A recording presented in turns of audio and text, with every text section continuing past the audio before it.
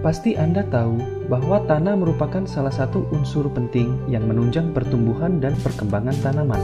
Peran tanah mempengaruhi 70% kehidupan tanaman selain faktor cuaca dan manusia. Tanah merupakan faktor kompleks yang di dalamnya terdapat unsur-unsur yang dibutuhkan oleh tanaman.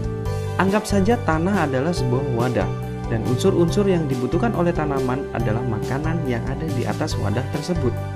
Selain sebagai wadah, tanah juga berfungsi sebagai pijakan bagi akar tanaman dan batang tanaman untuk berdiri. Hal ini cukup menjelaskan bahwa peran tanah sangatlah penting bagi tanaman. Tetapi apakah Anda tahu bahwa tanah bukanlah satu-satunya media tanam bagi tanaman? Banyak orang bertanya, apakah tanaman dapat tumbuh tanpa tanah? Jawabannya adalah iya, yang tentunya dengan satu syarat, yaitu kebutuhannya terpenuhi. Pertanyaan ini diteliti oleh Julius von Schaff pada tahun 1960 dan William Knopf pada tahun 1961 hingga 1965 yang memberikan bukti bahwa pada prinsipnya tanaman dapat tumbuh dalam media non-tanah yang tidak ada reaksi kimia di dalamnya. Hal ini mendasari berkembangnya sebuah teknologi yang bernama hidroponik.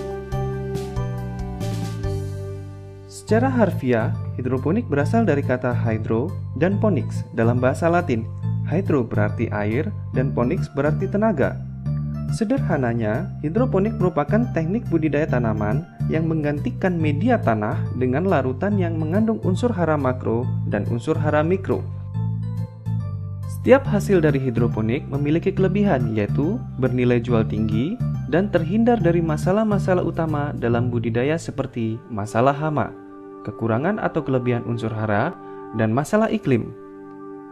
Hidroponik berpotensi sebagai teknologi alternatif dalam teknis budidaya tanaman perkotaan. Hal ini dikarenakan dalam dekade terakhir, wilayah budidaya di area padat penduduk atau kota semakin surut, teralihkan untuk kebutuhan tempat tinggal dan area industri.